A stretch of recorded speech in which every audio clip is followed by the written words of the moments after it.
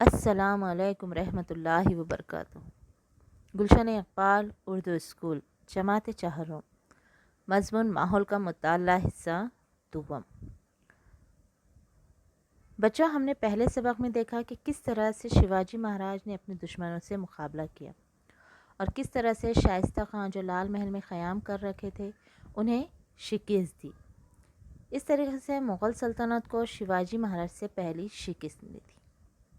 اب ہم اپنا نیا سبق دیکھیں گے، پرندر کا محاصرہ اور صلح۔ ہم نے آپ کو پچھلے سبق میں سمجھایا تھا محاصرہ یعنی کیا، یعنی چاروں طرف سے قلعے کو گھیر لینا، اور صلح کے معنی بھی ہم نے آپ کو بتائے تھے، صلح یعنی دوستی کرنا۔ چلیے اب ہم آگے بڑھتے ہیں۔ سب سے پہلے ہم دیکھیں گے سورت پر چھاپا مارا، یعنی شیواجی مہاراج جب مغل سلطنت کو شکست دے کر واپس لوٹتے ہیں اس وقت وہ سوراج کو اور مضبوط کرنے کی کوشش کرتے ہیں۔ اس وقت شہنشاہ اورنگزیب کی فوج نے مہاراشٹر پر حملہ کر کے وہاں نقصان پہنچایا، جس سے شیواجی مہاراج کو بہت غصہ آیا۔ اس کا بدلہ لینے کے لیے شیواجی نے مغلوں کی تجارتی منڈی پر اچانک حملہ کیا۔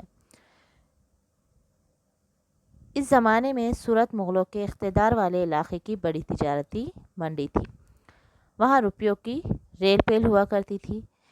اس وجہ سے شیواجی مہاراج نے سورت پر چھاپا مار کر اچانک حملہ کر وہاں سے لاکھوں روپے لوٹے۔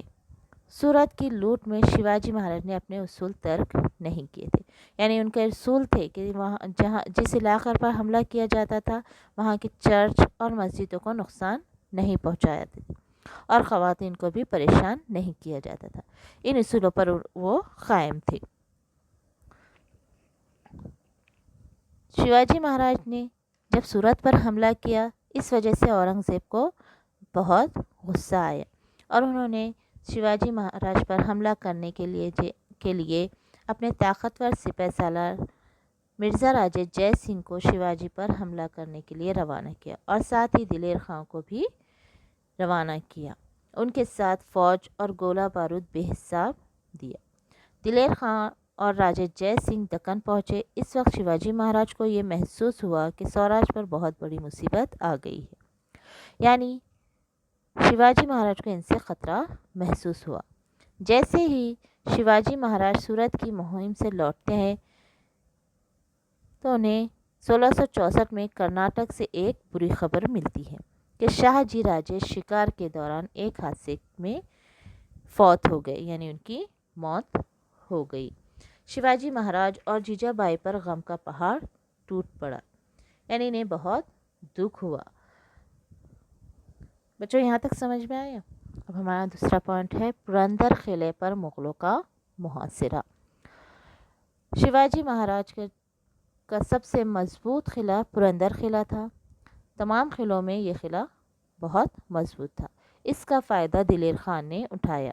انہیں یہ یقین تھا کہ اگر اس قلعے پر قبضہ نہ ہو تو شیواجی کی ہمت و قوت کم ہو جائے گی۔ یہ سوچ کر دلیر خان نے پرندر قلعے کا محاصرہ کر لیا۔ اس وقت پرندر کے قلعہ دار مرار باجی تھے جو بڑے بہادر اور طاقتور تھے۔ مرار باجی نے یہ دیکھا کہ مغل فوج نے حملہ کیا ہے، قلعے کو چاروں طرف سے گھیر لیا ہے، تو انہوں نے اپنی فوج کو مقابلے کے لیے تیار کیا۔ اس طرح دونوں فوج کے درمیان مقابلہ شروع ہوا۔ مقابلے کے دوران دلیر خان کی توپ کے حملے کی وجہ سے پرندر قلعے کا ایک برج ٹوٹ گیا اور وہاں سے مغل فوج اندر قلعے میں داخل ہونا شروع ہو گئی۔ مرار باجی نے جب یہ دیکھا کہ مغل فوج ایک طرف سے داخل ہو رہی ہے، انہوں نے اپنے 500 معاون ساتھیوں کا انتخاب کیا اور اوپری قلعے کے دروازے کی جانب بڑھتے ہوئے مغل فوج پر ٹوٹ پڑے۔ دونوں کے درمیان زبردست لڑائی ہوتی رہی۔